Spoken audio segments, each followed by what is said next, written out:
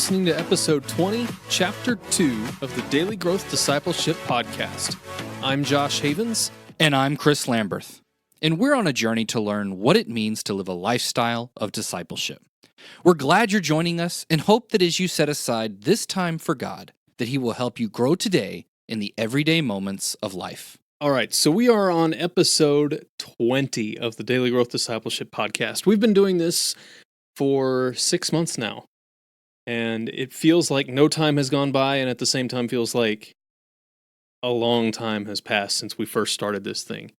And so we thought it would be really cool if we went back and kind of reviewed some of our favorite podcast conversations and why they've been our most favorite and how they've really helped us personally as we've tried to live out this lifestyle of discipleship on our own. Because, it may seem weird, but we love listening to our guests talk as much as anybody because we learn so much from them and their wisdom and their insights into spiritual disciplines, the discipleship lifestyle, and all that stuff. So we wanted to kind of go back over some of that and relive some of our favorite times and talk about why those things have been most helpful for us. So, Chris, which podcast episode, chapter, or conversation, take your pick, has been the most has been your favorite so far out of all the ones that we've done?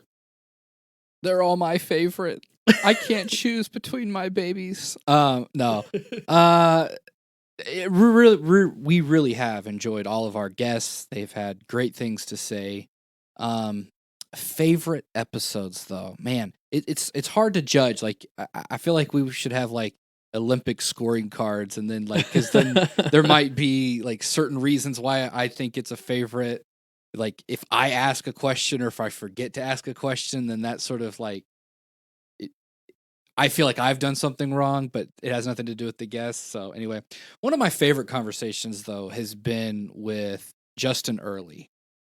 And mostly just because of the camaraderie that we had, and his book was so timely in that, and I told him this off air, I said, I've never been so jealous of a book that I wanted to write than his book at the time. And so, and it's because, as we're trying to figure out some of the stuff we're doing here at Daily Growth Discipleship and living lifestyle of discipleship, it was like, man, that like his book really just sort of struck a nerve for me in that sense. And so, we just had a lot of fun, really. And I mean, obviously we delved into a lot of really great stuff and we developed some things, but it just kind of comes up as to really enjoying that conversation. He's also our same age, and so that helped, I think, a lot with that camaraderie. And then one of the takeaways I think that I think about his episode a lot, like very often. So in it we talk about his book, The Common Rule, and so it's kind of a habit-based approach to creating a lifestyle that lives authentically as a disciple, and then especially in our fast-paced American digital age culture. And so I think about it every night, just about, is one of the nightly habits was an hour with no phone. And so I'm not usually on my phone all night anyway, but I've got to say, I think about it almost every single night. Every time I like pick the phone up, I at least think, should I look at my phone right now, or should I spend some time with my kids or my wife? And so, like, even though, again, I spend the majority of my time not, it still just offers me an extra opportunity to be that much more intentional and at home with the people around me than trying to be distracted with other things that are going on in social media. So that one, and then I've really loved the idea that he talks about there in kneeling prayer. And so that's also helped me. If you listen to our last conversation, I talked about spiritual disciplines of prayer and how I sometimes get caught up with wanting to do it for too long. And so some of his encouragements with kneeling prayer of just, if you don't have time, just to literally take the 30 to 60 seconds to physically kneel and surrender yourself before God, and let that be enough, and then take His presence with you throughout the day. So that has been like a real encouragement and really like a permission for me to do that. Yeah, one of my favorite parts from his the conversations we had with him, which I think was the last chapter, the Weekly Habits chapter. Mm. Was the curating media. I've chewed on that Wow. one every once in a while since then too. I mean, I don't watch a ton of TV as it is right now, just because I mean, I work, I do Life daily and growth yeah. discipleship, and I have kids and family and all that stuff. But just being conscious of the kind of media that I consume and how much of it I consume. Mhm. So his suggestion in that episode or in his book, is curate media to, I think he says 4 hours. 4 hours, yeah. And not just consume as much as comes at you. Mhm. So really be intentional about the kind of media that you consume. Make it good quality media. Yeah. Whether it's movies, TV shows, whatever. And so if you limit it to 4 hours, you got to kind of be choosy on what you listen to, what you watch, and things like that. And so I've chewed on that one quite a bit since then. So my favorite podcast episode guest is probably Evan B. Howard, Mm. which I think he was episode 6 or 7. I don't know. There'll be a link in the show notes. But honestly, I want to be that guy when I get older. So he lives in rural Colorado on a ranch, and he travels around doing speaking and things like that to help people create. Really, I want to use daily growth discipleship's terms, helping people create a lifestyle of discipleship. Yep.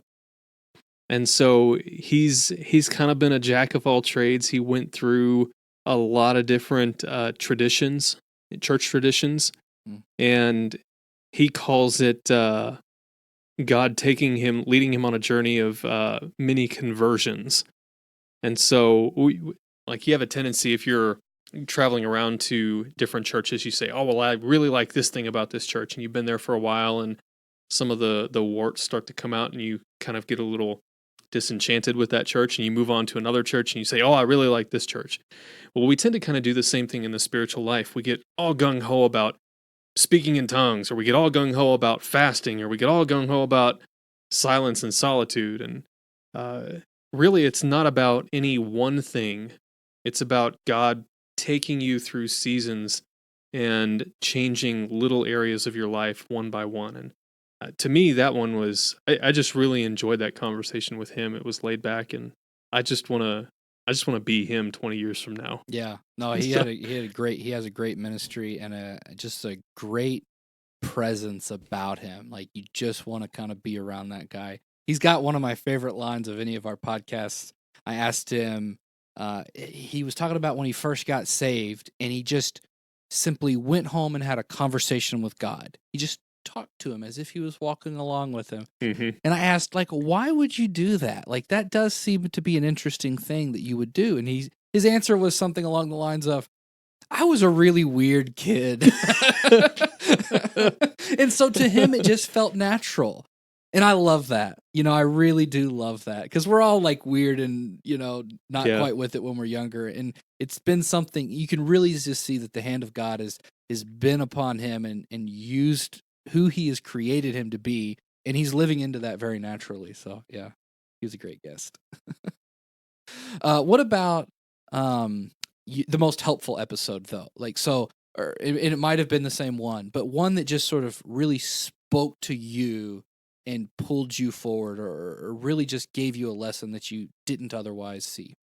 For me, it would have been last week's conversation with Scott Rodin, which I know that may be one of yours too, but I got it first. So Spoiler alert, don't go there yet. The idea of being a steward leader, we get so caught up in doing the right thing so many times. What do I need to do to be saved? I mean, that was the question that Jesus got asked in the Gospels. And if you look so many times throughout, especially the Gospel of John, Jesus' answer was basically just believe in me. Mm-hmm. Really just be with me. And when you take a moment and kind of orient your entire life around just being a child of God, recognize your identity as a child of God first. Recognize your identity as a steward of everything that God has given you. Literally, from the clothes that you wear to the food that you eat, you are a steward of all of those things. Not so much talking about like stewardship of money, although that's a part of it, but you are a steward of everything that God gives you. Mm-hmm. And when you take a moment and kind of orient your life around that, it takes all the pressure off. Yeah. You are not responsible for performing. You're not responsible for producing results. Those things happen naturally when you steward well the things that God gives you to steward. Mm. And it's really like having all the joy of seeing things happen, but not having any of the responsibility for it. Yeah. And so Which seems counterintuitive it does, because we're because talking about being a steward. You read the parable of the talents or the parable of the minas, and you think, oh well, God's given me the money. I got to go out and do something with it right now. If I don't, then I'm going to be sent to hell. Yeah. Yeah, but that's not the point of that parable. Not the point at all. Like, no. Yeah, exactly. And so it's about being who the person is that God has created you and called you to be. And so, yeah, it is. It's been the one that's my favorite as far as like the applicability for me personally, because it calls me to that. I mean, one, it felt sort of like I got to like meet a what do you call him, a movie star or whatever. Because you've read his book for a long time ago. I read his book, yeah, and so like I had really loved his work for a while, and so to be able to get to talk to him was just a great honor. And I even told you, Josh. So we're recording this on a Friday afternoon, and so I've been listening to his episode come out this week. And I think I came to you like Tuesday or Wednesday, and I was just like, man, never have I just listened to another one of our podcasts, and it's sort of like it sets me on fire again for the day. And so I hope you guys listen to ours whenever you listen to it. I tend to listen in the morning if I listen, and it's just a great way to start the day. So yeah, it just gets me fired up, and it calls me to account, because I fall into that trap of thinking the responsibility lies within me. I have to put my hand to the plow and get things done. And yeah, it's just like you said, I couldn't even say it better if I tried to repeat it, of just learning to be the steward that God has called me to be and letting everything else just get out of the way and take care of itself. Because how many times as we go through life, like even if you look back 5 years ago, would yourself 5 years ago have thought, I'm going to be doing what I'm doing today? No. Absolutely not. And I don't know of many people in life who have that experience. Mm-hmm. And what really happens, especially if you're following Christ, what really ends up happening, it feels like, is God leads you on this journey where you go in directions and down paths that you didn't really see coming 5-10 years ago. Mm-hmm.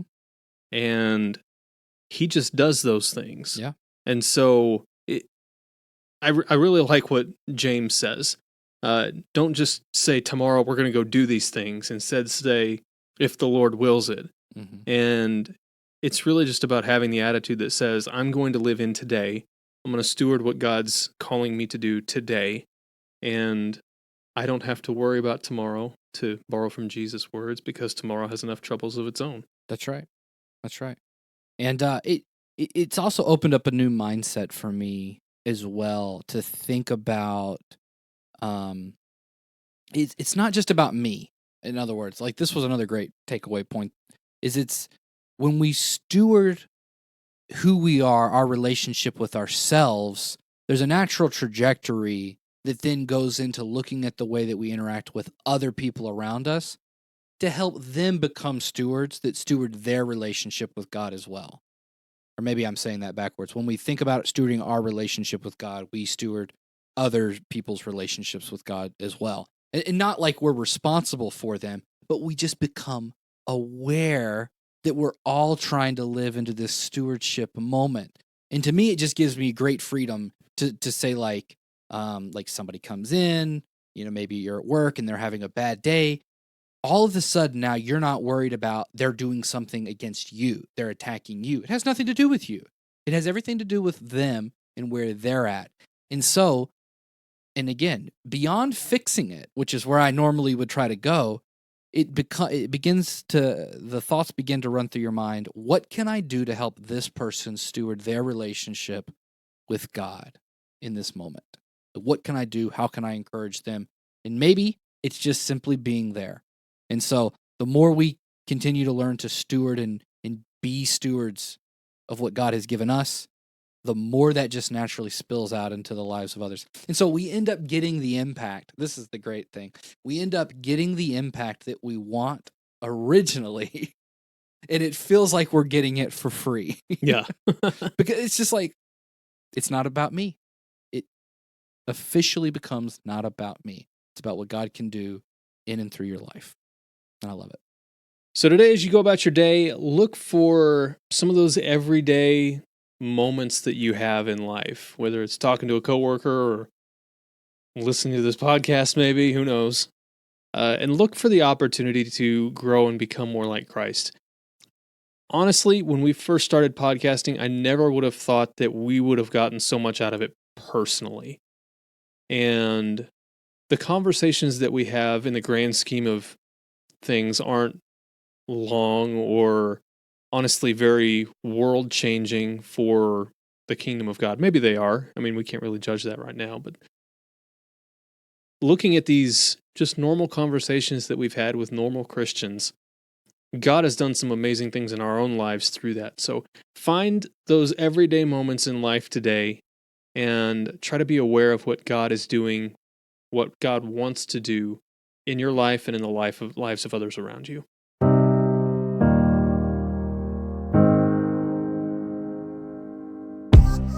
How can you create a lifestyle of discipleship? Most Christians think discipleship is a program or a few practices thrown in at the beginning or end of the day.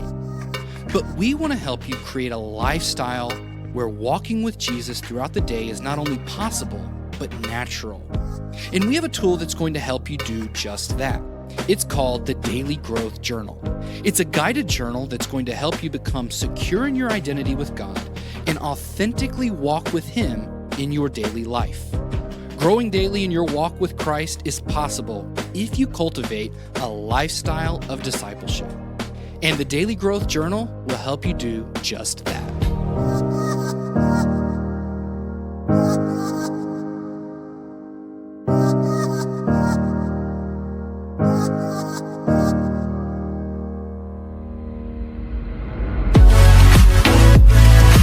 Thanks for listening to this episode of the Daily Growth Discipleship Podcast. If you like what you've heard, be sure to give us a review and then share this episode with someone else. Then check out the next chapter in our conversation this week, where Chris and I talk about the books that have discipled us the most. If you want to stay up to date on everything happening at Daily Growth, go to dailygrowthdiscipleship.com and subscribe for free. You can also subscribe to this podcast on Apple Podcasts, Google Podcasts, and Spotify.